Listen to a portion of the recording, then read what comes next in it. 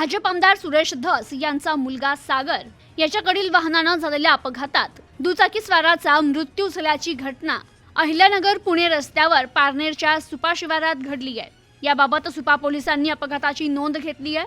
पारनेरच्या जातेगाव घाट फाट्यावर हा अपघात झाला असून यात नितीन शेळके या दुचाकीस्वाराचा मृत्यू झालाय। बीड जिल्ह्यातील आष्टी मतदारसंघाचे भाजपचे आमदार सुरेश धस यांचा मुलगा सागर याच्याकडील 4 चाकी वाहनानं हा अपघात झालाय। अपघातावेळी वाहनात सागर धस आणि सचिन कोकणे हे दोघे जण होते, तर दुचाकीस्वाराला मागून धडक बसल्याची माहिती समोर येते।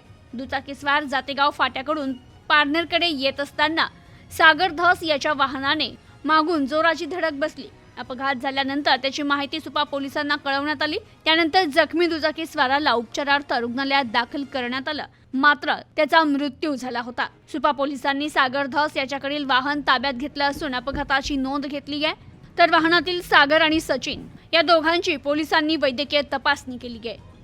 Bureau report, news today 24 Ahilyanagar.